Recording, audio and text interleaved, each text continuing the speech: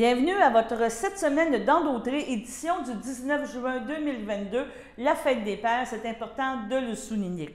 Aujourd'hui, au menu, on vous parle d'une entrevue que nous avons réalisée avec la directrice générale de Rutal. Qu'est-ce que Rutal? C'est le regroupement des usagers en transport adapté de l'Anaudière qui nous parle de la problématique que vit cet organisme auprès des usagers de transport adapté. Avec Ada, comme toujours, à tous les mois, nous rencontrons Jessica Leclerc qui nous parle des prochains projets de Ada, donc aide à domicile d'Autré.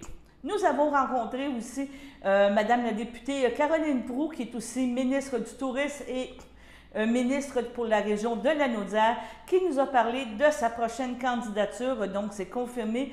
Elle sera candidate pour les prochaines élections qui ont lieu en octobre. Elle nous parle de son bilan, des activités qu'elle a fait pour la région, qu'est-ce qu'elle s'est impliquée, et elle nous a parlé un petit peu de qu'est-ce qu'elle voit pour les quatre prochaines années si elle est réélue. Comme toujours, dans la semaine, nous parlons à M. Yves Perron. Cette fois-ci, on a parlé de taxes d'assises, on a parlé de l'importance de faire les rapports d'impôts pour les personnes aînées, entre autres, pour pouvoir récupérer des crédits de TPS TVQ pour le supplément de revenus garanti. Donc, même si vous êtes une personne n'ayant pas à payer de l'impôt, il faut quand même présenter un rapport d'impôt pour avoir droit à ces crédits-là. Et on a parlé aussi de la crise qui se passe au niveau de l'émission des passeports. Saint-Ignace de Loyola, comme toujours, elle va être l'épicentre pour la Saint-Jean-Baptiste cette année, après une absence de 2 ans à cause de tous les phénomènes qu'on a eus avec la pandémie. Cette année, le 24 juin, c'est le retour de la fête nationale à Saint-Ignace. On pourrait dire comme dans le bon vieux temps, nous avons la présentation par l'organisme Les Loisirs de Saint-Ignace de tout ce qui va se passer à Saint-Ignace le 24 juin. La Coop des îles, on parle de Saint-Ignace encore, une nouvelle entreprise, une nouvelle coopérative qui a réacheté à Saint-Ignace la friterie des îles qui était détenue par M. Drainville et son épouse. Et maintenant, c'est une coopérative de producteurs de proximité, de producteurs de la région qui désirent offrir des produits vraiment régionaux. Donc, une très belle initiative et selon les informations que nous avons eues, oui, c'était soutenu par Développement économique d'Autré, par la SADC, par le CDBL. Donc, c'est vraiment un projet à les encourager. La pépinière, maintenant, on parle plus de l'association forestière L'Anaudière, qui, entre autres, est mandataire pour parler, pour superviser et aussi profiter, présenter des circuits, présenter des tours d'observation aux fameuses tourbières de Lanoret, vraiment un endroit exceptionnel, une réserve écologique et reconnue. Et entre autres, de vendredi, il y a eu des journées portes ouvertes, donc nous avons rencontré la naturaliste qui nous a présenté les beautés de cet endroit.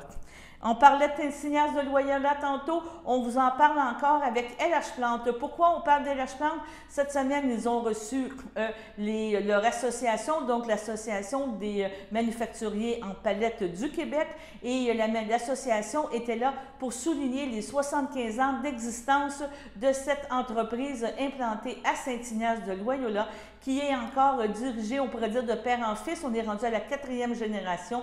Elle emploie 40 employés et c'est vraiment une entreprise qui rayonne à travers le Québec. Sur ce, on vous souhaite une très bonne semaine. Soyez de retour des nôtres à tous les soirs, à tous les lundis ou vendredis, à compter de 18 h pour avoir l'information locale et vraiment régionale et vraiment qu'est-ce qui se passe dans votre région, dans votre localité, sur les ondes de CTRB à compter de 18 h et en reprise le lendemain à compter de 12h30. Sur ça, passez une bonne journée et à la semaine prochaine. Les véhicules adaptés.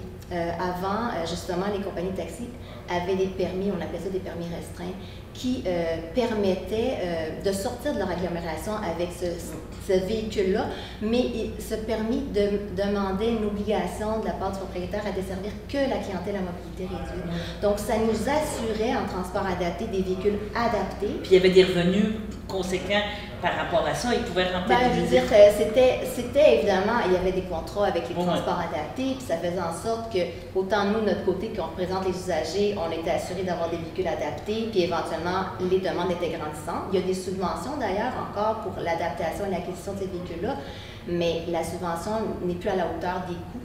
Alors ça aussi, ça fait en sorte qu'on en a de moins en moins des véhicules. Il y en a quelques-uns encore, mais les transporteurs maintenant sont moins cités en achat. Bien, c'est ça, sont moins. Voilà, fait qu'on se retrouve un peu dans... les taxis, ça permet une mobilité dans la gestion des routes. On se cache de l'agilité, là. Bien, dans le fond, c'est que ça permet de pouvoir faire des parcours beaucoup plus courts, de trajets plus courts pour les usagers. Tu sais, dans un minibus, souvent, c'est des rondellets. Oui, oui, je comprends très bien. Donc, en taxi, c'est ça permet un peu cette mobilité et aussi le confort. Le confort des véhicules, la clientèle apprécie, contrairement à celui là, du minibus. Donc, ça, c'est vraiment, tu sais, ça amène, c'était... Le taxi est un véhicule de transport extrêmement important pour desservir la clientèle en transport adapté. Et puis, malheureusement, là, la loi 17 est venue fragiliser ça. Puis, surtout que je dois rajouter, tantôt on disait, mon Dieu, ça fait peur, mais ça va jusqu'à, on le mettait dans notre communiqué de presse. Moi, j'étais au bureau un soir jusqu'à presque 19h. Il y a c'est pas tout le monde qui connaisse notre organisme, mais il y en a qui nous connaissent, des usagers, mais nos membres, ce sont les associations de personnes handicapées. Mais il y a des usagers qui nous interpellent aussi. Puis quand on écrit que oui, il y a des refus présentement de déplacement, puis ça, normalement, il devrait pas en avoir, mais je comprends. Des annulations, mais aussi des personnes qui sont laissées seules, sans retour. On a vu ça un banc de parc, comme je dis. T'es là, t'attends, puis... Ils ont réservé pourtant leur retour, mais là, le transport n'arrive pas. Il est en retard, ils appellent, et là, on se fait répondre, désolé, ils disent, on n'a plus de véhicule pour aller vous chercher, ni de chauffeur. Dès qu'il y en a un qui se libère, on ira vous chercher. Donc, les gens ne savent pas quand est-ce qu'ils vont revenir à la maison. Des fois, ils sont dans les lieux pas sécuritaires, à l'extérieur. Là, il y a l'hiver qui va arriver. On ne peut pas permettre ça. C'est quelque chose qui ne s'est jamais vu. Quand on dit un recul de 25 ans, est-ce que aussi le transport adapté, ce qui est important aussi de retenir, c'est un service qui est pour tout motif de déplacement. Plusieurs personnes vont penser que c'est simplement pour le médical, mais les personnes l'utilisent pour aller travailler, pour aller étudier, pour aller à des activités de loisirs, pour aller visiter des familles, leur famille, voir un spectacle. Donc, c'est vraiment ce service qui est adapté pour les besoins des personnes en situation de handicap. Mais au-delà, pour répondre à votre question, au-delà de tout ça, c'est que en transport adapté, plusieurs personnes croient que le service est desservi par un minibus. Mais non, il y a aussi des taxis réguliers, des taxis adaptés. Vous savez, les vannes adaptées qu'on voit avec les rampes d'accès. Ben voilà, ça, c'est des compagnies de taxis souvent qui ont ces véhicules-là adaptés. Et ça fait en sorte que les usagers, quand ils réservent leur déplacement, pour l'aller et pour le retour, ça peut différer. Donc, ils pourraient avoir un minibus qui vient les chercher au début, puis ça pourrait être un taxi qui vient les ramener par la suite. Donc, en effet, c'est pas toujours les mêmes chauffeurs, c'est pas toujours les mêmes véhicules. Donc, justement, c'est le travail qu'on a fait. Moi, je suis arrivée en poste en 2002. Alors, il y a eu beaucoup de travail pour développer l'offre de service, justement, pour que ça réponde davantage aussi aux besoins grandissants des usagers. On ne se le cache pas, il y a le vieillissement de la population aussi qui entre en jeu. Donc, ça implique, dans le fond, plus de demandes d'admission au transport adapté. Et l'offre de service, une fois qu'on a dit qu'on a réussi à s'entendre, parce que tous les services offrent les mêmes heures, relativement les mêmes heures, bien, il faut trouver justement les véhicules pour y répondre et les chauffeurs pour y répondre. Et jusqu'à, je dirais, 2019, on y arrivait. Il y avait évidemment des problématiques, mais là, ce qui est arrivé, et c'est pourquoi on est sorti publiquement dernièrement dans les journaux, et c'est une crise qui se vit, là, la pénurie de transporteurs taxi et la pénurie de chauffeurs. C'est pas juste ici, dans la Naudière, mais bien sûr, c'est dans toutes les régions du Québec à l'heure actuelle. Mais c'est important de parler de notre région parce qu'on a tellement travaillé fort à développer les services quand on voit qu'il y a des reculs, parce qu'à l'heure actuelle, il y a des réductions de services très importantes. Il y a des services comme celui de la MRC d'Autrey, a décidé depuis février 2022 de ne plus desservir en transport adapté les utilisateurs après 20 ans. Alors, les personnes... Ça brime, là. Ça crée des inégalités, Puis moi, je pense que ça crée aussi une frustration parce que la personne, elle a droit à ce service-là et c'est pas de sa faute, là, souvent.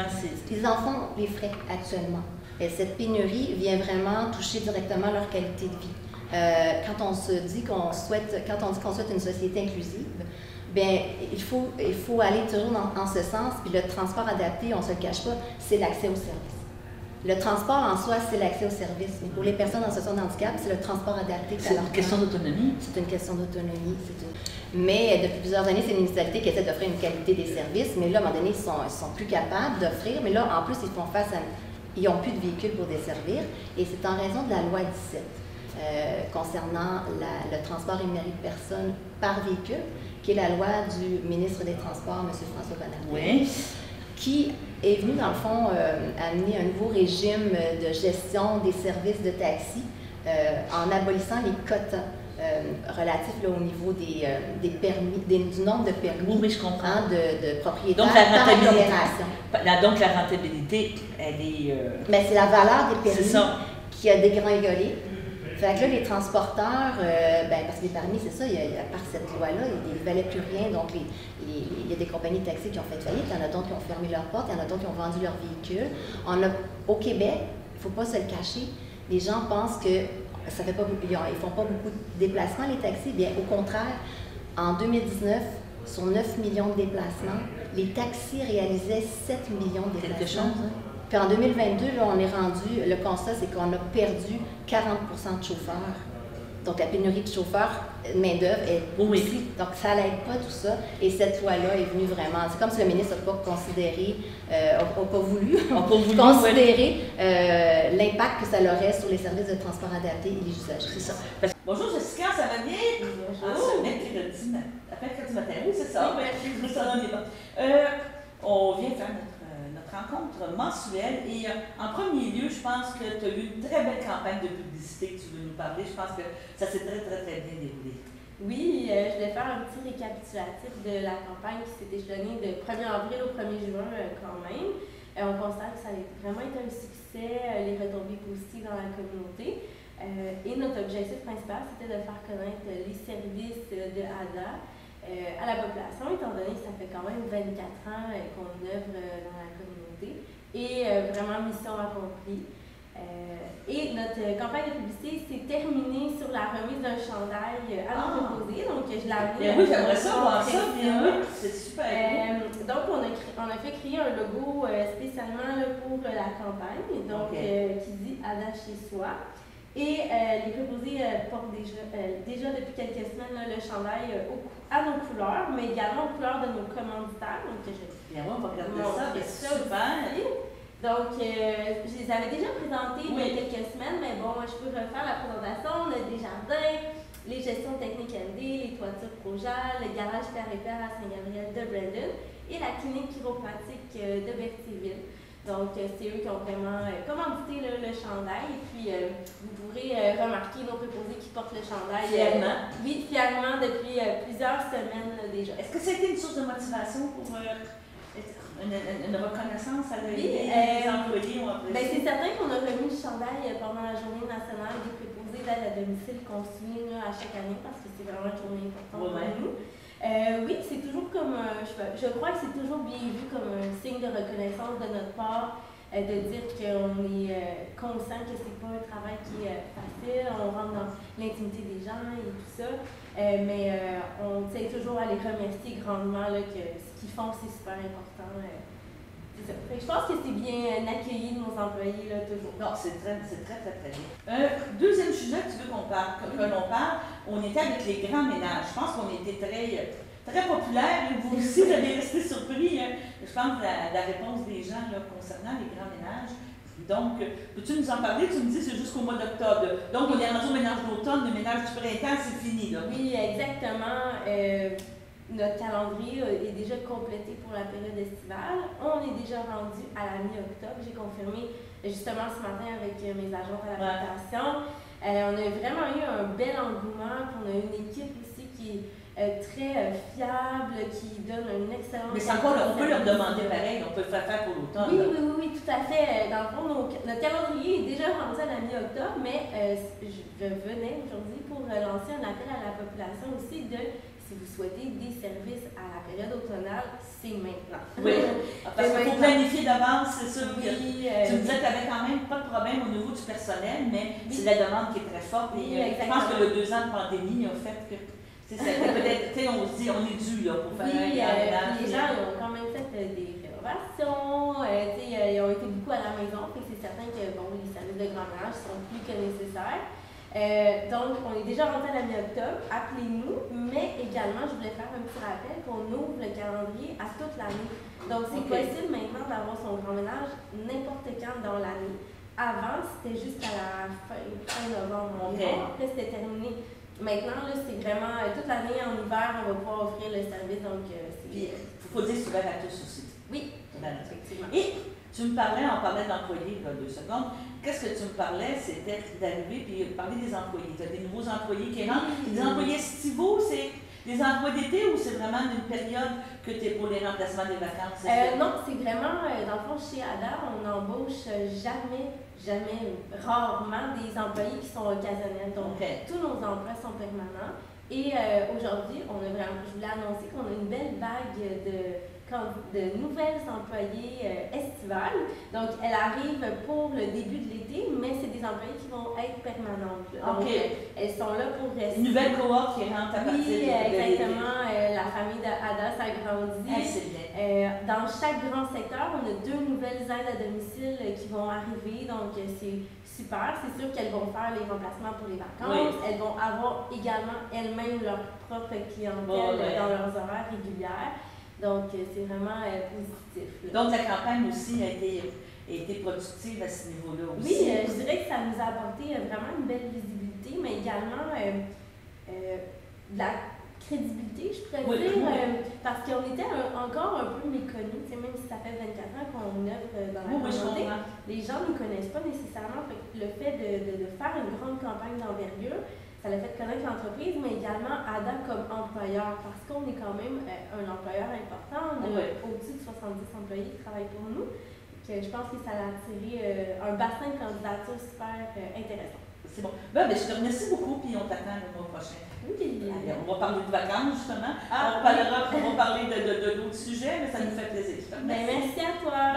Bye. Bonjour Caroline, tu me permets qu'on se dise oui, content de te voir. Merci de m'accueillir chez vous. Ça me fait plaisir, ça me fait plaisir. On a appris, il y a environ une semaine ou 2, que tu te représenterais pour le mois d'octobre. Et moi, je veux savoir aujourd'hui, c'était quoi ta motivation? Premièrement, tu t'es assis justement avec ton adjoint, tu te dis, je repars-tu, je repars-tu pas? Est-ce que c'était une discussion difficile à prendre? Je te dirais que non. Dès les premiers mois, dans ma fonction, je me suis dit, je vais refaire ça une deuxième fois parce que c'est vraiment très enrichissant. Puis même avec la COVID, je vais absolument revenir. Il y a une belle équipe qui est là. Il y a une super belle équipe qui est là. On a eu 2 ans de pandémie où on n'a pas eu l'occasion en tourisme d'accomplir tout ce qu'on voulait accomplir. Fait que non, un deuxième mandat, puis avec vraiment une équipe formidable au bureau de comté, puis au cabinet. Fait que non, la décision n'a pas été longue à faire. Elle n'a pas été longue à faire. Pas très longue. Je vais te poser la question. Vas-y. C'est quoi qui t'a surpris le plus? Mettons qu'on enlève les 2 ans COVID. Tu avais quand même eu presque 1 an, on pourrait dire. À peu près 18 mois. À peu près 18 mois de normalité. Oui. Ça. Embarquer dans ce rôle-là, c'était quoi? C'était une découverte heureuse ou malheureuse, parce qu'on entend souvent les gens dire que tu tombes sur l'adrénaline, c'est comme une drogue. Tu sais, bon, ça a fait quoi pour toi quand ça a commencé? Je te dirais que le premier, l'adaptation, je te dirais que ça a pris 3 mois. Puis après 3 mois, tu es entouré d'une équipe qui est vraiment, qui t'aide beaucoup à comprendre les dossiers que tu as à gérer. Les premiers 3 mois, puis je ne sais pas si les autres députés puis ministres diraient ça, mais les premiers 3 mois, c'est quand même beaucoup d'apprentissage. Mais tu sais, c'est une industrie qui est tellement le fun, puis je suis contente que tu fasses abstraction de la pandémie, parce que, vous l'êtes, ton chum puis toi, entrepreneur touristique, des attraits touristiques, tu sais, c'est le fun de continuer de développer ça pour les Québécois puis pour les touristes internationaux. Puis je pense que, tu sais, il y a quand même eu des effets positifs à la pandémie. C'est que les Québécois ont découvert le Québec. Oui, tu as raison. Puis ils restent au Québec, puis ils continuent de voyager au Québec.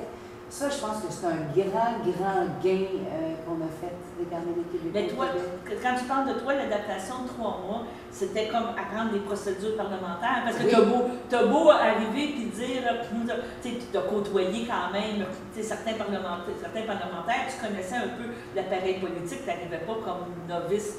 Mettons, tu étais un petit peu plus que un petit peu plus. Une coche en haut novice. Une coche en haut novice, on se comprend. Mais tout apprendre ça, il faut t'assimiler rapidement. Il faut que tu sois capable de gérer tout ça. Tu as beau avoir une équipe, mais il faut que tu aies confiance en l'équipe aussi. Il faut que tu lises beaucoup. Je te dirais que la chose qui est la plus. C'est vraiment ça. C'est beaucoup de documents à lire, énormément de documents à lire. Mais c'est l'avantage aussi d'être resté longtemps dans le même ministère. C'est rare qu'il n'y ait pas des remaniements majeurs, puis qu'à Tourisme, on ait une assiduité puis une séquence aussi longue. Je te dirais que dans les circonstances de la COVID, ça a rassuré beaucoup de secteurs d'activité qui sont couverts chez nous. Tu sais, il y a quand même 50 secteurs d'activité qui vont de la montagne, du ski alpin, au spa, aux attraits comme le musée Gilles Villeneuve chez vous. Fait que ce qui est le fun, c'est que oui, les 3 premiers mois ont été beaucoup d'apprentissage, mais tu sais, 4 ans pour le faire, là, je peux dire avec certitude que je connais bien cet univers-là du tourisme. C'est ça. Tu étais une grande voyageuse que déjà, ça, je ne dirais pas que tu avais de naturel d'être intéressée par le tourisme, par les attraits, parce que tu as beaucoup voyagé, mais tu as quand même connu aussi le Québec aussi. C'est le voyage que l'on fait ici au Québec qui est aussi riche que ceux qu'on fait ailleurs, parce que c'est d'abord et avant tout les gens. Puis les gens du Québec qui sont hyper accueillants. Fait que ça a été aussi 1-2 ans où ça m'a permis d'approfondir la notion des connaissances fines, puisque chaque territoire du Québec a apporté. C'est vraiment 21 régions touristiques complètement différentes les unes des autres.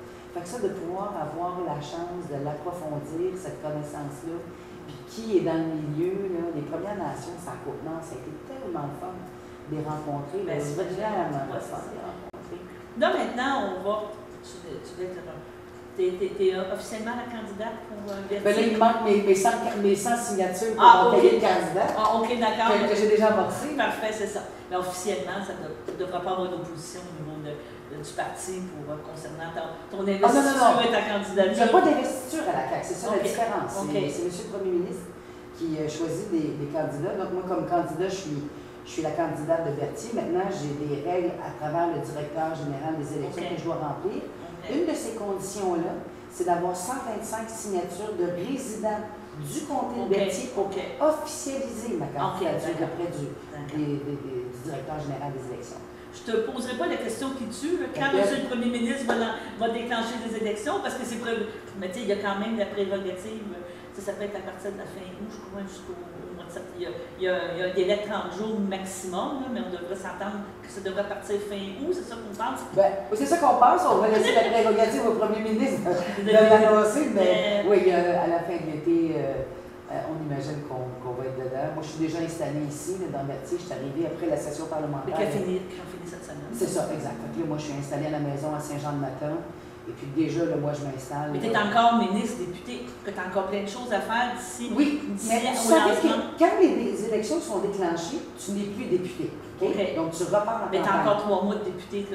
Non. Ministre, même pas? Ministre, oui, mais pas député. Ah, non. Donc, quand la session est dissolue, puis quand on déclenche les élections, tu n'es plus député. Les ministres, par contre, on garde nos fonctions de ministre parce que tu gères le ministère. Bon. Exact. Donc, je parlais à la candidate. En principe, moi, qu'est-ce que je veux savoir, Caroline? Tu as accompli beaucoup de choses dans le comté de Berthier. C'est quoi ta vision pour les 4 prochaines années?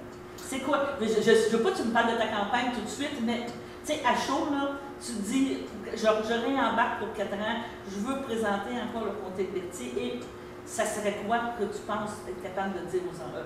Si on parle du comté, là. Oui, je ne dirais pas sur les enjeux nationaux parce que ça va faire partie des annonces du premier ministre. Mais moi, je te dirais régional. Mettons pour Berthier, dans ce coin-ci, mettons le comté de Berthier, les routes, l'accès encore aux médecins, c'est quoi tes... Les routes, je pense que c'est une des priorités que je mettrais de l'avant, la 131. Et j'ai informé le premier ministre de mon souhait de pouvoir me pencher sérieusement sur la 131. Premier mandat, on a réussi la 3 dans le nord, entre Saint-Michel et Saint-Donat, mais il y a beaucoup à faire. sur toutes les routes de Berthier, de la Naudière, pardon, mais dans Berthier, la 131, c'est un enjeu majeur auquel je veux m'attaquer. Maintenant, dans les dossiers nationaux, bien sûr que l'accès aux médecins va être là. Je sais quelques annonces que le premier ministre va faire également comme engagement électoral, mais je te dirais, moi, mon dossier prioritaire pour Berthier, c'est vraiment la route 131. D'accord. Et là, ce que je comprends, c'est que tu as pris tes terres à Saint-Jean-de-Mata, Oui. comme on dirait. Oui. Et on a su parce que tu l'as annoncé officiellement que tu étais vraiment propriétaire. Tu étais rendue une résidente encore plus officielle de Saint-Jean-de-Mata. Donc, je ne veux pas dire à part, mais tu t'occupes des dossiers généraux, je veux dire courants, là, comme ministre et tout ça. Donc, pour les 3 prochains mois, c'est vraiment préparer ta campagne. Berthier, oui. Comme tu je l'ai acheté, ma mère m'a vendu la maison maternelle à Saint-Jean-de-Mata, je suis très heureuse.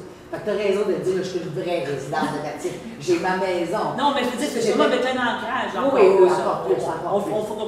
Non, mais c'est dans le sens que je veux dire, tu conserves le patrimoine aussi, c'est important de garder. Parce que, tu sais, là, au fil des années, tu sais, de dire les maisons, les choses qu'on est capable de transmettre, je comprends très bien ça. Oui, fait que ça, on a réussi à garder ça dans la maison, dans la famille, je veux dire. Fait que c'est ça, des cahiers d'enjeux, puis tout ça, au national, tant pour la Naudière, tant pour Berthier, vont se définir là, au fur et à mesure. Tu es la première qui fait l'entrevue, tu es la première à savoir ce vers quoi je vais m'en aller. Mais non, mais c'est bien, mais je suis contente. Mais la 131, c'est vraiment ça sur quoi là, je veux travailler principalement. Tu sais, entre Saint-Michel et Saint-Émilie, on ne peut pas sortir en est ou en ouest. Puis entre Saint-Félix, puis même Notre-Dame-des-Prairies, jusqu'à Saint-Émilie, la 131, elle est difficile. Là. Même notre 158 ici, je veux pas être méchante, mais je te pose la question. Sais-tu notre MTQ, qu'est-ce qu'il a fait au chemin de la traverse? Tu vas voir ça juste avant de partir. C'était spécial. À un moment donné, il y a eu des protestations cette semaine, je vais t'avouer. Mais il faut voir que quand le ministère des Transports fait en bon québécois des patchs, c'est peut-être pas beau, mais l'objectif, c'est de pouvoir égaliser. Ils ont fait à moitié, je vais t'avouer. Oui, je l'ai vu. Je suis allée prendre la traverse la semaine dernière. C'est quelque chose, je vais te dire. Oui, mais il y a peut-être d'autres travaux à faire. Puis, tu sais, je comprends que les gens sont très. Ont beaucoup d'envie que nos routes aient de la réflexion, des améliorations, des constructions qui soient faites. Il y avait honnêtement beaucoup de retard dans la Naudière. Oui. Beaucoup. De sous-investissement, il faut être honnête. Il y avait beaucoup de sous-investissements. C'est quand même 140 milliards de dollars au PQI, donc le plan quinquennal des infrastructures. C'est beaucoup d'argent qui a été injecté de la part du gouvernement, des projets accélérateurs, parce que tu parles de la 158, donc tu sais, les travaux du côté de Joliette vont s'amorcer de cet automne. Oui, il reste encore beaucoup à faire. Non, parce que je sais que même au niveau de la MRC, il y a eu des motions. Ils ont même failli empêcher Pierre Lavoie de passer en fin de semaine en disant que c'est une moyenne de pression qu'il faut faire pour qu'on ait quelque chose qui est comme de l'allure, comme tu disais. Mais c'est toujours de parler à ses députés et d'avoir des rencontres avec le ministère plutôt que d'empêcher des gens qui Non, mais tu comprends. Ouais. Tu sais, dans le sens que je veux dire, c'était fait un petit peu. Mais c'est ça, déçu, mais c'est ça notre job de député, c'est que les MRC, les maires, Carole, Lynn au bureau de circonscription et moi, c'est ça, l'ouvrage d'un député, c'est de pouvoir être en mesure d'être la voix des citoyens lorsqu'il y a un enjeu X ou Y qui soit relié à une route ou non. De pouvoir le partager. Mais je comprends qu'on se parle, je sais pas. En tout cas, je te remercie beaucoup d'avoir accepté de venir nous rencontrer. Toujours plaisir. Puis c'est le fun quand on se fait dire qu'on est dans les premiers. T'es la première. Ça nous fait. T'es pas dans les premiers, t'es là. On est très contents. On espère que tu nous fasses part des prochaines activités et tout là au niveau. Entre autres, en pré-campagne. Je pense que tout le monde est déjà en campagne électorale. On voit déjà des affiches, on voit déjà des publicités. Donc, on va te suivre. Puis je reviendrai avec beaucoup de bonheur. Puis d'ici là, je vous souhaite un excellent Grand Prix de Formule 1 du Canada. Merci. Bonjour, M. Perron. Vous êtes à Ottawa, de retour encore pour une semaine, 2 semaines de... Bonjour. Encore 2 semaines théoriquement. On ne sait pas trop quand est-ce que ça va se terminer. Mais en principe. Théoriquement, c'est jusqu'au 23. On pourrait siéger jusqu'au 23 juin à minuit. Ce qui me ferait manquer plusieurs événements dans la circonscription. J'aimerais bien pas finir trop tard le 23 pour pouvoir être avec les gens. On verra, on ne contrôle pas tout. On va voir ça. D'accord. Aujourd'hui, on va parler d'autres choses. La première chose, c'est un gain qu'a obtenu le Bloc québécois concernant la taxe d'assises, chose que vous venez de m'apprendre qu'il était possiblement avoir des augmentations de taxes ou de prix sur les produits alcoolisés. On parle autant de bière, j'imagine, de vin, de produits qui ont des hydromels, des choses comme ça. Et le Bloc québécois a obtenu un gain de cause, entre autres pour ceux qui font du cidre et les vins de miel qu'on appelle. Là. Donc, on a un producteur ici à Saint-Thomas dans la région. Là. Effectivement. Donc, en fait, c'est venu d'une plainte de l'Australie à l'OMC, à l'Organisation mondiale du commerce, parce qu'au Canada, il n'y avait pas de taxe d'assises sur les vins produits localement. Et là, à partir de maintenant, là, on doit imposer la taxe d'assises. Mais le Canada avait oublié les producteurs de cidre, les producteurs d'hydromel, sont quand même des productions assez marginales, là, qui auraient été beaucoup affectées par ça. On parle de plus de 60 sous le litre au niveau de la taxe. Là. Donc, ces gens-là nous ont approchés, d'abord moi dans le dossier agroalimentaire, et puis on a discuté ça en équipe, on a ensuite transféré ça à Gabriel Sainte-Marie, qui est notre porte-parole aux finances, et il a réussi à faire un beau gain en comité là, en faisant accepter ça comme amendement. Donc, l'hydromel et le cidre sont exemptés de cette taxe-là. On n'a pas réussi à exempter complètement tous les vins d'alcool, donc parce qu'il y a des petits fruits aussi qui servent à faire des alcools. Là. Donc, on continue à travailler là-dessus. Là. On milite, on devrait avoir gain de cause aussi. Mais là, officiellement, le cidre et l'hydromel sont exemptés de taxe d'assises. C'est un beau gain pour le Québec. Un beau gain. Et est-ce que ça s'est fait bien en collaboration avec, je ne sais pas dire, tous les partenaires à la table où c'était plus pénible? C'est comme d'habitude, quand on arrive, on a l'air de nous considérer comme des extraterrestres quand on arrive avec nos informations du terrain, parce que nous, on rencontre le monde sur le terrain, c'est pas tout le monde qui fait ça. Quand on leur a appris cette problématique-là au départ. Écoute, on va regarder. Là, ça prend du temps, il faut qu'on pousse fort, mais on a réussi à le faire passer. Donc, quand ça passe en comité, ça veut dire qu'il y a une majorité de députés qui ont voté en faveur. Donc, c'est pas seulement le Bloc qui a voté pour, mais c'est le Bloc qui a apporté la proposition. C'est nous qui faisons les porte-voix, dans le fond, des producteurs là, à ce niveau-là. Et ça se rapporte à tous les producteurs pan-canadiens? Ou absolument, absolument. Oui. Donc, c'est avantageux autant pour l'Ontario puis des choses comme ça, parce qu'il y a quand même beaucoup de production là, qui est faite on travaille pour le Québec, mais on n'est pas là pour nuire au Canada. Là. Non, mais... si c'est bon pour tout le monde, tant mieux. Non, mais moi, je parlais de l'exemption. Donc, l'exemption s'applique à tous les producteurs à travers le Canada. C'est ça qui est important de mentionner. Oui. Donc, c'est un beau gain. Félicitations, parce qu'on a quand même beaucoup de producteurs ici dans le coin, comme je vous disais, Saint-Thomas, je sais qu'ils font beaucoup de choses avec le miel. Aussi, à Saint-Cuthbert, M. Rémillard aussi, qui fait des productions. Vous disiez que possiblement les produits de l'érable aussi, vous êtes en train de travailler dans... c'est ça. Il y a quelques petites exceptions là, qui n'étaient pas incluses dans l'amendement. Fait qu'on va essayer de travailler là-dessus. D'accord. Deuxième point qu'on va aborder avec vous, le 1er juillet arrive, c'est pas juste les déménagements, c'est les calculs pour les suppléments de revenus garantis et toutes les taxes, les TPS, TVQ. Et je pense que ce serait bon, vous m'avez parlé de faire un rappel que même si vous n'avez pas de rapport d'impôt supposément, parce que tout le monde doit produire un rapport d'impôt, si vous ne l'avez pas fait parce que vous dites « j'ai pas de l'impôt à payer », c'est important de le faire, surtout pour les personnes âgées, surtout ces bénéficiaires-là, pour pouvoir récupérer ces montants, là, le remboursement de TPS, TVQ, la détermination du montant en supplément de revenus garantis. C'est toutes des choses qui sont reliées avec le rapport d'impôt, c'est bien ça? Absolument, c'est fondamental, c'est super important parce qu'à partir du moment où le rapport d'impôt n'est pas soumis, tous ces crédits-là sont coupés.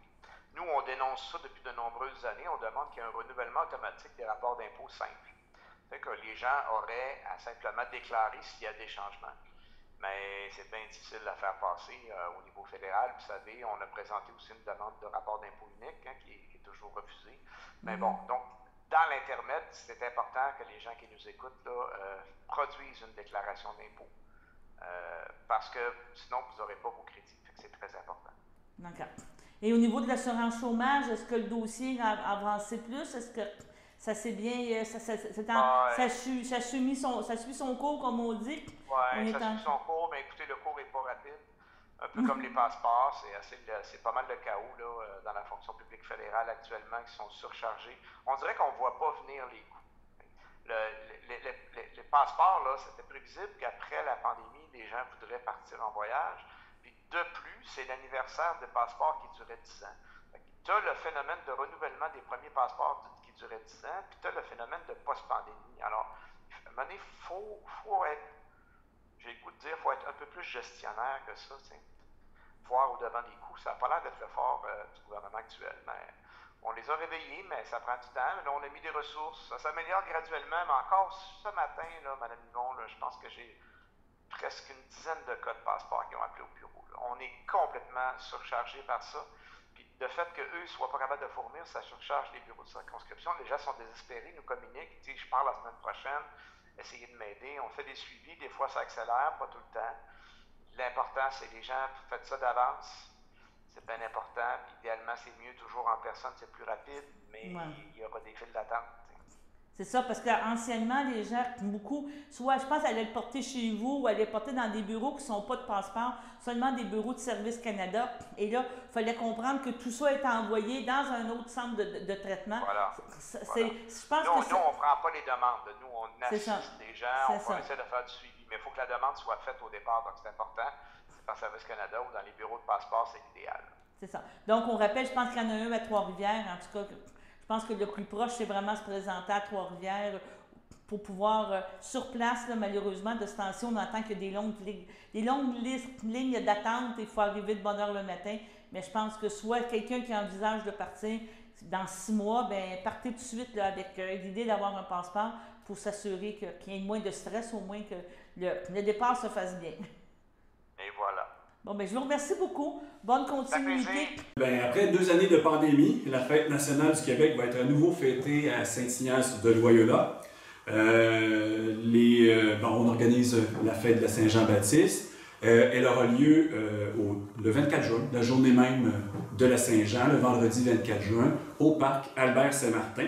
On essaye un nouvel emplacement cette année. On s'est déplacé au stationnement de la bibliothèque Régent Duchâme. On a pensé mettre une scène au dos du terrain de tennis. Il va y avoir les jeux d'eau pas loin, le chapiteau. Alors, ça devrait être agréable comme nouvel emplacement.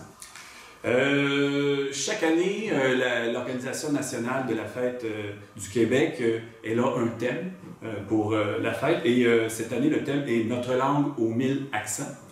Ça veut vraiment, évidemment, ça veut dire l'accent de Gaspésie, l'accent du Lac-Saint-Jean, l'accent des îles, mais aussi on parle des expressions typiquement québécoises. Si vous avez vu les affiches officielles de la fête provinciale, il y a des expressions sur les affiches du type « tire-toi une bûche »,« lâche ton flou »,« sois vite sur tes patins », c'est ce genre d'expression-là. Alors, nous invitons cette année les gens de Saint-Ignace, puis les gens des environs aussi, à venir fêter et peut-être fêter justement notre parler québécois. Avant de dévoiler la programmation comme telle, les loisirs de Saint-Ignace tiennent à remercier les principaux partenaires financiers sans qui cette activité-là n'aurait pas eu lieu. En tout cas, on aurait eu beaucoup de difficultés à l'organiser. Alors, il s'agit de la municipalité de Saint-Ignace de Loyola, la Caisse des Jardins de Dautré, la députée provinciale du comté de Berthier, Caroline Proux, la Société nationale du Québec de la Naudière, le Mouvement national du Québec, le gouvernement du Québec, IGA Famille Mondor de Berthierville, les brasseries Molson Coors et Olimel. Alors, nous les remercions vraiment chaudement, tous ces commanditaires. Maintenant, la programmation de la fête, elle va débuter à 9h avec la célébration de la messe de la Saint-Jean-Baptiste, suivie d'un déjeuner au Fait-Volard. Ensuite, à compter de 10h, les plus petits vont pouvoir s'amuser dans nos jeux gonflables. On en a 4, donc ils devraient trouver quelque chose à faire de ce côté-là. Également à 10h, les gens vont avoir la chance de participer à notre 2e rallye familial à vélo à travers le village. Les familles sont invitées, les jeunes, les plus vieux. Si vous êtes des adultes seulement, on vous invite également à vous inscrire. Cette année, on se demandait comment faire pour renouveler notre parcours. Puis là, on s'est dit, ben, tiens, on va utiliser le thème de l'année, le thème Notre langue aux 1000 accents. Alors, en plus de découvrir indices visuels sur le parcours, ben, ces indices visuels-là vont faire que les familles découvrent quelle est l'expression typiquement québécoise qui se cache derrière. À midi, les participants qui sont intéressés à un tournoi de poche vont pouvoir commencer à venir s'inscrire. Le tournoi va débuter à 13h et l'inscription est de 5 $ par équipe. L'année passée, on l'avait fait à la Fête du Travail, ça avait été un grand succès, mais sa place habituelle de notre tournoi de poche, c'est la journée de la Saint-Jean. Alors, on a décidé de la refaire cette journée-là. À 17h, on va commencer à servir le souper à la giblotte. Les gens vont avoir la chance, cette fois-ci, de déguster sur place leur repas. Les mesures sanitaires ont été retirées. Ils pourront également en acheter pour des portions pour les emporter et les manger à la maison. Comme d'habitude, il n'y a pas de problème de ce côté-là. Le coût d'une portion est de 15 $. Et là, très important, les gens doivent absolument réserver leur portion de giblotte en communiquant soit avec Véronique Boucher au 450-803-0677 ou avec Louis-Vincent Barthes au 450-271-6128. Si vous aimez notre page Facebook, la page de l'Organisation des loisirs de Saint-Ignace, ben, vous avez aussi ces informations-là. On a fait une publication dans laquelle il y a la programmation et vous retrouvez les numéros de téléphone. Donc, les chiffres sont là aussi. Si vous ne l'aimez pas, on vous invite à le faire. On va faire d'autres publications au cours du mois avant la fête pour vous donner des détails supplémentaires, vous donner le goût peut-être de venir participer à notre fête. Les festivités se continueront aux alentours de 19h30 avec les activités protocolaires, donc le disco patriotique, l'hommage au drapeau. Ensuite, vers 20h15, le groupe musical Les Dépareillés vont entrer sur la scène, vont faire un spectacle musical. Je ne sais pas, l'année dernière, s'il y en a qui se souviennent, là, on avait fait un spectacle sur une charrette. Il y avait un groupe qui se promenait à travers Saint-Ignace. C'était Les Dépareillés. En tout cas, nous autres, du côté des loisirs, on avait vraiment trouvé le groupe très bon. C'était un nouveau groupe qui s'était formé pour l'occasion. Je pense que les gens aussi avaient beaucoup aimé ça. Alors, naturellement, on a pensé les inviter, puis eux autres, ils ont accepté avec joie de revenir. Donc, c'est eux. C'est Delphine Roy à la voix, Francis Guérard au violon, Sylvain Desroches à la guitare, au pied et à la voix, Pierre Réville, guitare, mandoline et voix. Lorsque le soleil va se coucher, je sais pas, 22h15, 22h30, ben, on va faire un feu d'artifice. Ensuite de ça, il va y avoir un feu de la Saint-Jean, puis il y aura une deuxième partie au spectacle des Dépareillés. Alors voilà, c'est un rendez-vous à tous. On invite tous les habitants de Saint-Ignace et les gens des environs à venir fêter avec nous au parc Albert-Saint-Martin, la fête de la Saint-Jean. On vous invite à venir vous tirer une bûche avec nous autres. Dernier message à propos de la Saint-Jean, c'est qu'il est très important de mentionner que l'Organisation des loisirs détient un permis d'alcool pour l'activité. Alors, aucun alcool provenant de l'extérieur va être accepté. Vous devez absolument acheter vos consommations sur place au kiosque qui servent des boissons. Si vous avez besoin d'informations supplémentaires, vous pouvez toujours communiquer avec Louis-Vincent Barthes au 450-271-6128. Maintenant, je voudrais continuer avec la programmation estivale des loisirs. Encore cet été, au parc Albert-Saint-Martin, beaucoup d'activités. Terrain de balle, beaucoup d'activités là. Les lundis et jeudis soirs, c'est la Ligue de balle-molle masculine. Les dimanches ou mercredis soirs, c'est l'équipe de baseball de Saint-Ignace qui va affronter d'autres équipes de la Ligue senior A. Également, les lundis soirs, il y a une ligue féminine de hockey-ball où les équipes s'affrontent sur notre patinoire Jacques Desrochers. Les mardis soirs, volleyball, à notre terrain de volleyball, bien sûr. Et puis, autre activité plus ponctuelle maintenant, on va revenir avec les Olympiades cette année. Encore une fois, en raison de la pandémie, cette activité-là avait été mise... elle n'avait pas eu lieu depuis 2 ans, là, elle revient. Tous les enfants âgés de 4 à 12 ans sont invités à venir faire des Olympiades. L'événement va se tenir le samedi 20 août. Puis s'il y a de la pluie, c'est remis au lendemain, le dimanche 21 août. Et enfin, la fin de semaine de la fête du travail, le samedi 3 septembre, on va organiser un tournoi de balles familiales. Même chose, ça va être remis au lendemain s'il y a de la pluie, le dimanche 4 septembre. C'est vraiment une activité là, pour les petits, les plus grands. Ça se veut vraiment amical, pas compétitif. On veut que ce soit vraiment la fête là, à cette activité de balles-là. Et pour nos activités estivales que je viens de décrire, là, si vous avez besoin d'informations supplémentaires, ben, vous pouvez contacter soit Véronique Boucher au 450-803-0677 ou Louis-Vincent Barthes au 450-271-6128. Alors, au plaisir de vous rencontrer à l'une ou l'autre de nos activités. Je vous remercie beaucoup d'avoir été là. Donc, on est avec le conseil d'administration, 4 femmes entrepreneurs. Linda, c'est ça? Oui. C'est quoi exactement? Moi, je suis la présidente, Linda Lafontaine, la présidente de la Coop des Îles. Peut-être les autres de se présenter. Roxane Saint-Martin, donc vice-présidente également au sein du conseil d'administration. Et votre entreprise, c'est? Verger des Îles, productrice de petits fruits émergents. Ici, il y a Mme de Berchevet. Berchevet, oui. Je suis la trésorière. Puis, oui, c'est ça, la ferme Berchevet. Puis, Mme Erard ici. Oui, Émilie Erard, j'occupe le poste de relève agricole. D'accord. Et qui a eu l'idée de regarder cet emplacement-là puis de dire, hey, on pourrait peut-être partir une coopérative, partir quelque chose d'entrepreneurial, l'étincelle vient-tu d'une de vous? C'est un peu moi qui ai eu l'étincelle. En fait, c'est un des marchés fermiers qu'on a eu à l'île du Pas, celui de l'automne dernier. Agathe était absente justement parce qu'elle ne pouvait pas, elle avait trop de travail. Il y avait Isabelle qui est avec nous, qui n'est pas là aujourd'hui, qui était là-bas. Puis on a commencé à discuter que c'est bien fun, le plus grand défi qu'on a comme producteur, c'est de mettre en marché nos produits. D'où on s'est dit que ça serait le fun d'avoir un emplacement pour pouvoir vendre nos produits. C'est venu aux oreilles de Marc et Linda. Et ils nous ont contactés parce qu'ils désiraient vendre l'entreprise. Ils nous ont contactés, j'ai dit, laisse-moi quelques jours, je te reviens. J'ai fait des appels, j'aurais pu le rappeler 3 heures après, c'était tout oui, tout le monde. On était tous d'accord. On a décidé d'aller en formule coopérative pour qu'on puisse tous avoir une part égale et participer. Là est partie l'idée et après ça, ça l'a découlé. Donc, vous êtes combien de producteurs? Parce que je comprends c'est une coopérative, mais de producteurs de produits de proximité, si on peut appeler ça comme ça directement.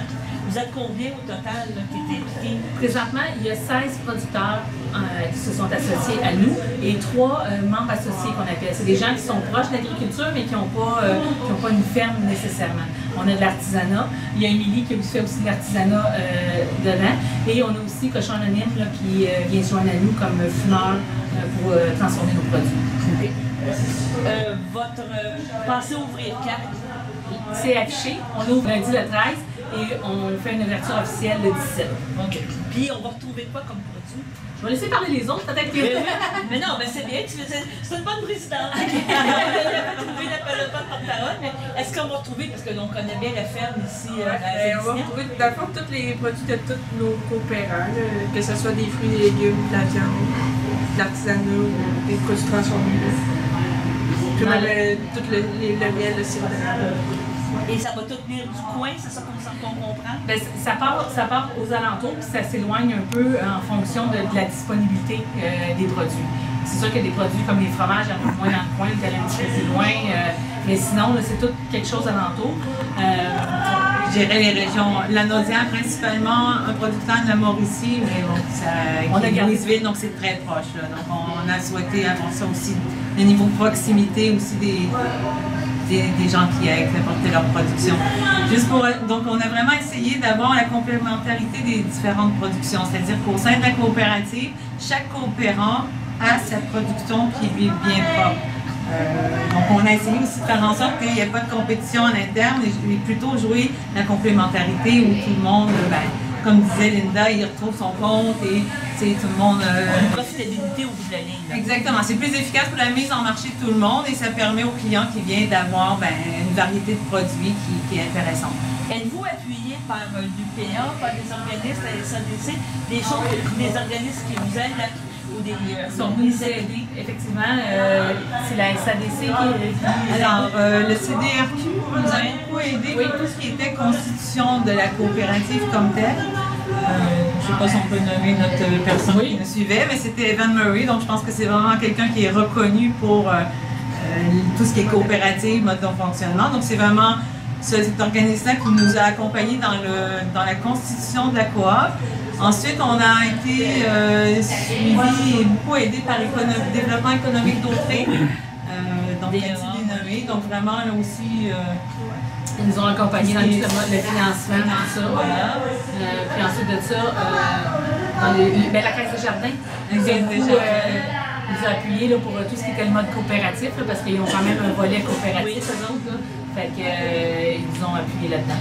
Et bien évidemment, le CDBL aussi qui s'est montré vraiment très disponible là, et pour nous donner, profiter de leur expérience là, en termes de marché de proximité. Donc, ils ont été très présents et très disponibles pour nous aider là-dessus aussi. Donc, c'est une très belle aventure qui s'annonce. Magnifique aventure. Magnifique.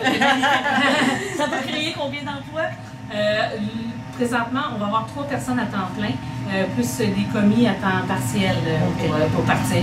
Ça crée quand même 3 emplois à temps plein pour l'instant. Et vous allez être ouvert 7 jours par semaine? 7 jours semaine, de 10h à 7h le soir. Jusqu'à l'automne. À l'automne, on va réaviser selon l'achalandage. OK, d'accord. Donc, ça deviendrait une coopérative ananique. Les productions, on espère. On espère, là, présentement, on se rend jusqu'à Noël. Janvier, février, mars, c'est plus difficile pour d'avoir des produits frais, tout ça. Pour cette année, on va être fermé. C'est ça, on va ouvrir plutôt à l'automne prochain, au printemps prochain. C'est ça. Mais on se rend jusqu'à Noël parce qu'on veut faire tous les produits de tourtière. Ben oui, c'est ça. Parce que tantôt, qu'est-ce qu'on a vu dans la cuisine en préparation? Vous avez pris la cuisine du start-up parce qu'on vous souhaite bonne chance, on vous souhaite que ça soit fou, mais il faut avoir comme une espèce de backup. Après ça, la production va se faire au fur et à mesure, mais il faut avoir un bon fond de dépense. C'est ça, on voulait que nos tablettes soient pleines à l'ouverture. Puis ici, aujourd'hui, ce qu'on prépare, c'est les recettes que Linda et Marc faisaient à l'époque. Aujourd'hui, on est en production pour ça. Puis après, ensuite de ça, nous, chez nous, on va développer nos produits selon les arrivages de produits qui vont être en tablette. Bon, on va souhaiter bonne chance. Merci c'est merveilleux. Vous, à l'AFL, quand vous faites visiter ici, c'est des écoles, c'est des choses. Est-ce que les gens sortent, je te dirais, surpris, impressionnés, motivés, en tout cas, de dire que c'est important de préserver? Quand il y a de l'éducation, c'est bon, là. C'est ça que oui, absolument. Bien, c'est sûr que ça fait découvrir le milieu aux autres. Puis c'est sûr que quand on connaît mieux un milieu, on a plus envie de le protéger, on connaît mieux son importance, on connaît mieux sa beauté aussi. On voit plein de petites fleurs. C'est ça qu'on disait, c'est du thé du Labrador, c'est ça? Oui, on a du thé du Labrador juste ici, du camia à feuilles étroites juste à côté qui est en bouton. Les fleurs vont bientôt ouvrir. On a de la linaigrette aussi que j'ai vue, j'en retrouve plus. C'est ça. Tantôt, on a filmé des orchidées, ça m'a impressionné. Oui. Je vais t'avouer que moi, je pensais que les orchidées, c'était tropical puis que tu verrais ça ailleurs, mais que ça soit ici, c'est spécial. Ça demande un terrain spécial, les orchidées. Un entretien avant que ça fleurisse, c'est quelque chose. Absolument. Là. Certaines orchidées, ça peut prendre 15 ans avant de fleurir. Et on en a vu aujourd'hui. On en a vu aujourd'hui, puis cette année, ça a été une année exceptionnelle. On en a dénombré une trentaine uniquement le long du sentier, parce qu'on a, comme c'est une réserve écologique, on n'a pas le droit de sortir du sentier.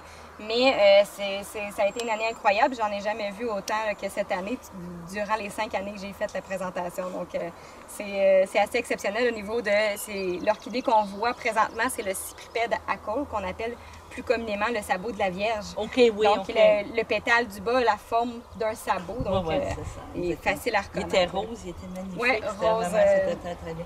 Donc, au printemps, il y a des visites, mais je sais aussi que je pense, sur réservation ou sous groupe, il y a des possibilités de faire des visites ici. Vous Absolument. appelez à l'association forestière et il y a des frais quand même minimes pour la visite? Bien, présentement, on a eu des sous pour pouvoir offrir la visite gratuitement. Ça ne veut pas dire qu'on va toujours l'être, mais présentement, effectivement, on peut en profiter. Les visites sont gratuites. On en fait beaucoup au printemps parce que c'est là qu'il y a le plus de fleurs à observer. C'est là que la tourbière, elle est vraiment de toute beauté. Quand il y a moins de sécheresse, là, dans le fond, on se comprend que c'est ça. L'été, on peut faire les visites, l'automne aussi. Simplement, il y aura moins de fleurs. Peut-être on a la possibilité de voir des petits fruits en été à l'automne. Des petits rongeurs, on voit-tu on allait dire, moi j'appelle ça des petites bébites, là, mais on peut-tu avoir, on a-tu des possibilités de voir... En groupe, quand on fait les visites, et nécessairement on fait du bruit, les animaux vont se cacher un peu plus. L'année passée, on a eu l'occasion de voir une belle hermine très jolie. Oui, elle s'est approchée tout près du groupe. C'est la seule fois que je l'ai vue. J'espère qu'elle va revenir. Puis sinon, ben, des oiseaux, c'est plus ça qui est observable. Ils vont rester dans les petits arbres. Encore une fois, avec le groupe, des fois, on fait du bruit, ils vont s'éloigner. Mais c'est plus facile de les observer. Puis sinon, j'ai déjà observé aussi une belle couleuvre à l'entrée. OK, ça, c'est moi et mon genre. Ah, mais c'est beau, oui. Ça fait partie de... En tout cas, je te remercie beaucoup. C'est très apprécié. On rappelle le numéro de téléphone pour l'AFL si on veut prendre des rendez-vous. C'est le 450-836-1851. Puis n'importe quel poste, on va vous répondre. Bon, ben je te remercie beaucoup.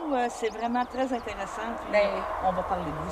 Ça fait plaisir. Puis cet été, on fait aussi des portes ouvertes. Donc, vous pouvez visiter notre page Facebook là, pour venir aux portes ouvertes. On en fait une ce vendredi 17 juin. Ah oui, bon, ben mon Dieu, on va les inviter. Donc, 17 juin de 4h30 à 8h. Et qu'est-ce qu'on va pouvoir voir? Pas ici, la porte ouverte. Oui, ça va être ici.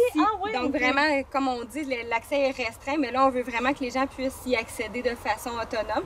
Évidemment, on va donner des petits règlements. On va inviter, mais c'est ça. À partir de quelle heure que la porte ouverte est ouverte? 4h30. La porte ouverte est ouverte? Que la tourbière va être ouverte à partir de 4h30 jusqu'à 8h en soirée. Oui, exactement. Ça va être super beau. Donc, venez voir les sabots de la Vierge, le thé du Labrador, le camier à feuilles étroites, l'entremets de Glow qui est présentement en fruits, justement.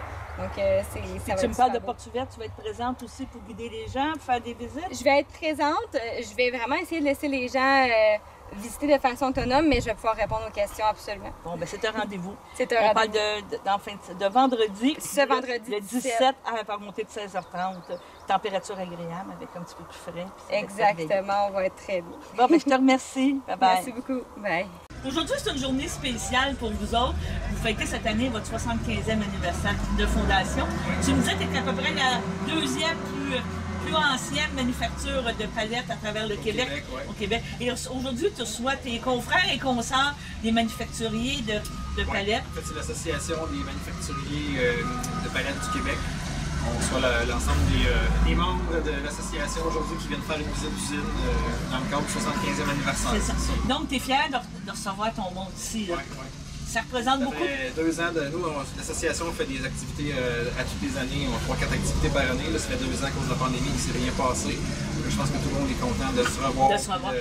Vous discutez de quoi, justement? D'approvisionnement, de technique, de choses? On discute du marché de la palette en général, l'approvisionnement, les défis, la main-d'œuvre, le transport, toutes ces choses-là. Ouais. Puis en même temps, ils viennent visiter l'usine. Puis dans chaque usine, il y a des petits trucs qu'ils peuvent venir chercher pour améliorer les choses de leur côté. On est souvent invités, nous, à aller visiter les compétiteurs aussi. C'est un milieu assez friendly quand même. Quand même friendly, tout ça. C'est quand même impressionnant de voir une compagnie comme ici, comme on dit, 75 ans. Il y a quoi, une quarantaine d'employés quand même qui travaillent aux îles, comme on pourrait dire. Là. Et je pense que c'est une fierté là, pour toi, pour ta maman qui est encore au bureau, puis peut-être ton grand-père qui regarde en haut, de voir l'évolution de la compagnie. Moi et ma soeur, on est la 4e génération en fait qui continue l'usine. Mon grand-père est parti en 1947 avec son père. Mes oncles, mes parents ont travaillé là-dedans pendant toute leur vie pour faire grandir l'entreprise. Moi, ça fait 9 ans que je suis ici, ma soeur, ça fait 3 ans, puis on fait faire avancer l'entreprise. Je ne vais pas dire que la palette n'est pas morte, dans le sens que je pense de plus en plus, avec tout ce qui se passe, avec toute l'économie, je pense que vous rayonnez vraiment quand même très, très grand. C'est un marché qui va bien, oui. Est-ce que l'approvisionnement a été difficile? Parce qu'on connaît tous les problèmes d'approvisionnement. Il faut être prévoyant, il faut penser à l'avance. Oui, la pandémie a créé des nouveaux défis au niveau d'approvisionnement. Là, ça s'est stabilisé depuis quelques mois, mais il faut toujours être à l'affût. Il faut vraiment se prendre d'avance maintenant. Comme dans toutes les domaines, je pense qu'il y a des pénuries un peu partout. Il faut commander plus d'avance qu'avant, mais non, ça c'est... La distribution, ça va bien. Tu es capable de sortir puis de transporter ton produit. On a des fournisseurs locaux, le transport Paquin, Saint-Viateur, qui sont d'Averti, qui transportent presque la majorité des palettes qu'on fabrique. Fait que non, ça va bien avec ça. Ça va bien, c'est ça.